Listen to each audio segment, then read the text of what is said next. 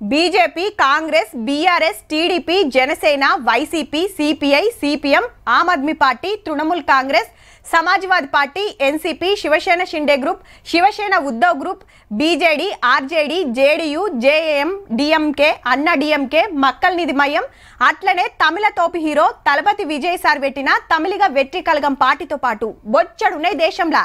ఇప్పుడు గీ పార్టీ సుత जनसुराज को आधिकारिक तौर पर जनसुराज पार्टी के तौर पर स्वीकार कर लिया गया है। नाम ठीक है? రైట్. ఇక ప్రశాంత్ కిషోర్ సార్ పార్టీలకు సలహాలు ఇచ్చుడు కాదు, పార్టీని నడిపే లీడర్ అయిండు. బీహార్ లో కొత్త పార్టీ పెట్టిండు, పేరు జన్ సూరజ్. ఆల్రెడీ జన్ సూరజ్ పేరుతోని సంఘం నడుపుకుంటూ పాదయాత్ర చేస్తున్నాడు. అదే పేరు పార్టీకి పెట్టిండు అన్నట్టు. ఇంతకు అధ్యక్షుడు ఎవరంటే ఇంకెవరు సారే అంటూరులే. మనోజ్ భారతి అనే గీ సార్ను పార్టీ ఫస్ట్ పెబ్బ చేసిండు. జెండా గుట్టుడే ఆల్చం మందు మహారాజులకు మంచి కిక్కిచ్చే ముచ్చడి చెప్పిండు. బీహార్లో ఇప్పుడు మందు బందు.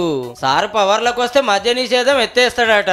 మందమ్మిన పైకంతో చదువులకు ఖర్చు పెట్టి రాష్ట్రాన్ని డెవలప్మెంట్లు ఉరికిస్తాడట. ఏమేం చేసేది, రాష్ట్రాన్ని ఎట్లెట్లా ముంగడికి తీసుకొచ్చేది జల్దిగానే చెప్తాడట.